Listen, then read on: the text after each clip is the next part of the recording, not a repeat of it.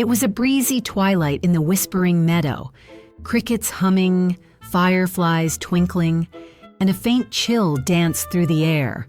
Tyson, the fluffiest little Pomeranian in the whole meadow, had traded his red velvet bow for his beloved red woolen scarf, which bobbed around his neck like a festive flag. "Stylish and warm," he huffed proudly, puffing little clouds in the cold.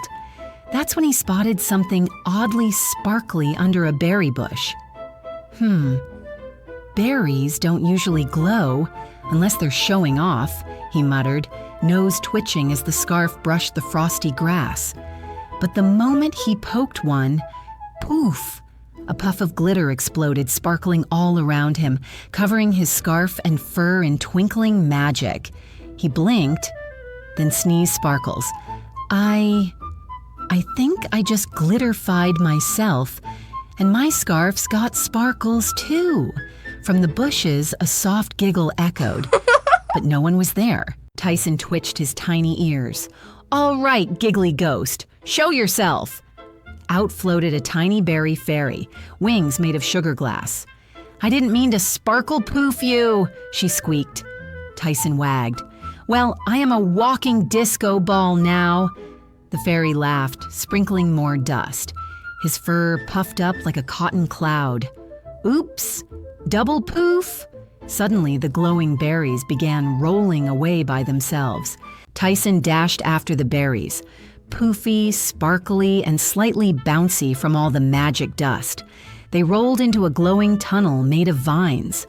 "Oh, secret sparkleberry base? Count me in." He trotted in, only to jump over a leaf that turned out to be a talking toad. "Watch the fur, Sparkle Puff," the toad croaked. Tyson gasped. "You talk?" The toad grinned. "You glitter."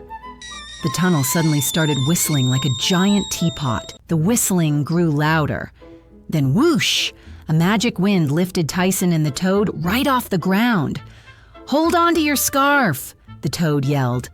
Tyson spun mid-air, fur flaring like a tiny fireworks display. "This is not how I planned my walk today." They landed in a meadow made of cupcakes. Every frosting swirl sparkled. Tyson sniffed, sneezed, and accidentally set off a cupcake avalanche.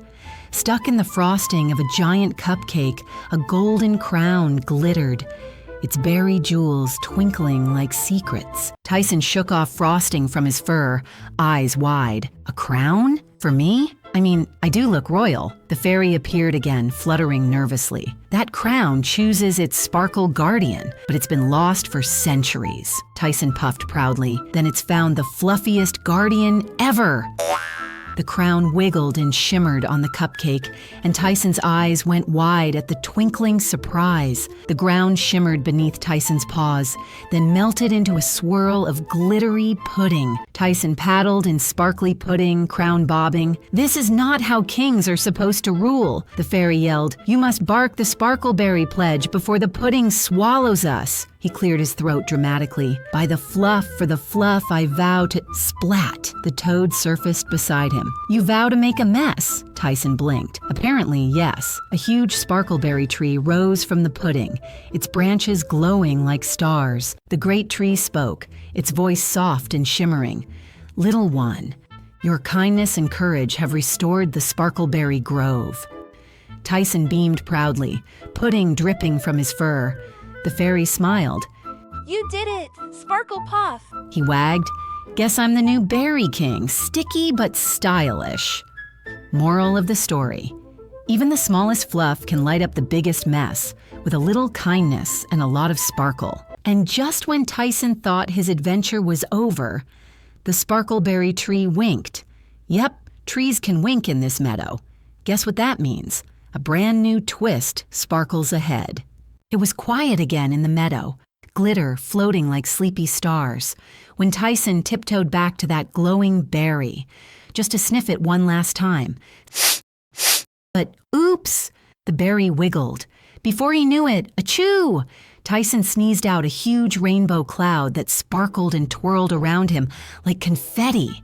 He spun around in pure disbelief, sparkling like a disco puffball, while the mischievous berry giggled its way under another bush. And that's how the fluffiest detective in Whispering Meadow learned. Never sniff mysterious snacks after sunset. Oh, and speaking of sparkle, turns out our royal fluff had a few glittery oops moments. Let's just say snow, pudding, and sneezes don't mix. During the berry sparkle test, Tyson accidentally wagged his tail into a glitter berry. Instant disco dog, the Meadow Lights had competition that evening. When the talking toad tried its line, it sneezed spores all over Tyson's scarf. He looked like a sugar-dusted cupcake for the rest of the scene. The moonbeam portal was supposed to shimmer gently, but it went whoosh and blew the camera crew right into a patch of singing daisies. And in the final sparkle burst scene, someone forgot to turn off the glitter fan. Tyson vanished under sparkles again. Production wrapped early because no one could stop laughing. Ladies and gentle creatures, welcome to the fluffiest finale of the season. The Sparkleberry cast is trotting on stage, still shaking glitter out of their fur. Tyson, our brave, extra fluffy Pomeranian hero, professional sparkle sneezer, and scarf model of the year. The Sparkleberry bush, the glowing gossip of Whispering Meadow, always berry dramatic. The Talking Mushroom Trio, responsible for 42 giggles, 2 dance breaks, and 1 accidental song. The Moonbeam Tunnel, the overly dramatic doorway that insists on stealing every scene. Whispering Meadow, the quietest location that somehow had the loudest night ever. The Gigglewind Fireflies, lighting crew, mood makers, and part-time pranksters. And now, before the sparkles settle, give them all a paw applause.